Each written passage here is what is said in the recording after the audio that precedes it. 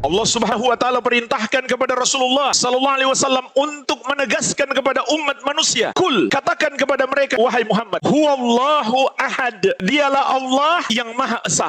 Artinya jemaah sekalian, hanya Dia pemilik kesempurnaan. Dilihat dari sisi manapun, Dia sempurna. Baik pada nama-namanya, sifat-sifatnya, perbuatan-perbuatannya, ketetapan-ketetapannya. Dia tidak memiliki kekurangan. Dia tidak memiliki aib sedikit pun. Hanya Dia yang Maha Esa, hanya Dia pemilik kesempurnaan. Kalau begitu jemaah sekalian, hanya Dia yang berhak disembah. Itulah sebabnya jemaah sekalian, surat ini disebut surat Al-Ikhlas. Padahal tidak ada kata ikhlas sedikit pun di dalam. Karena makna surat ini adalah hanya Allah yang berhak disembah. Karena hanya Dia pemilik kesempurnaan. Sebab ikhlas itu maknanya memurnikan ibadah hanya untuk Allah semata-mata. Sebagaimana juga firman Allah, "Wa ma umiru illa liya'budullaha mukhlisina lahuddina hunafa." Dan tidaklah mereka diperintahkan kecuali beribadah kepada Allah dengan mengikhlaskan semua ibadah hanya untuknya. Hunafa, mereka menjauhi kesyirikan. Maka tidak ada gunanya jika seseorang membaca ayat ini setiap hari, namun dia tidak menyalahkan orang yang menyembah kepada selain Allah. Padahal Allah menyatakan orang-orang yang menyembah selain Allah, mereka itulah yang disebut orang-orang yang kafir. Sebagaimana firman Allah, "Innalladzina kafaru min ahlil kitabi wal musyrikin." Sesungguhnya orang-orang kafir yang berasal dari dua golongan. Yang pertama golongan ahlul kitab, yang kedua orang-orang musyrik. Ahlul kitab, kenapa Allah sebut mereka kafir? Karena mereka orang-orang Yahudi menyembah Uzair dan mereka bilang Uzair anak Allah. Umat Nasrani, kenapa Allah bilang mereka kafir? Karena mereka menyembah Nabi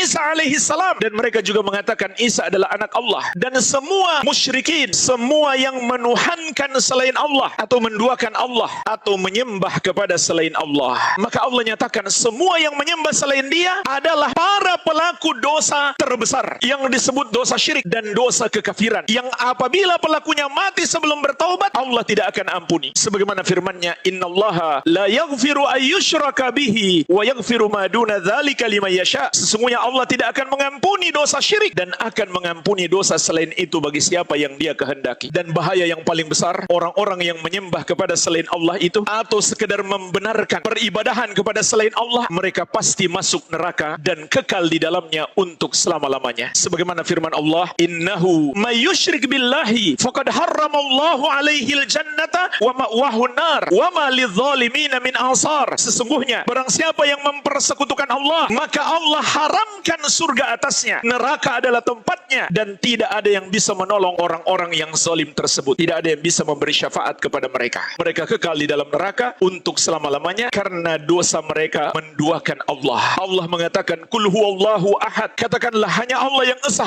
Tapi mereka mengatakan ada yang lain selain Allah yang boleh disembah. Tapi mereka mempersembahkan ibadah kepada selain Allah. Maka nggak ada gunanya. Meskipun mereka mengucapkan "Qul huwallahu ahad," tapi mereka tidak mengamalkan apa yang terkandung di dalam ayat ini. Oleh karena itu jemaah sekalian, "Qul huwallahu ahad" itu sama artinya dengan la ilaha illallah, juga disebut kalimatul ikhlas. Karena la ilaha illallah maknanya la ma'budah haqqun illallah, tidak ada yang berhak disembah kecuali Allah. Kita ikhlaskan, kita murnikan semua amal ibadah kita hanya untuk Allah semata.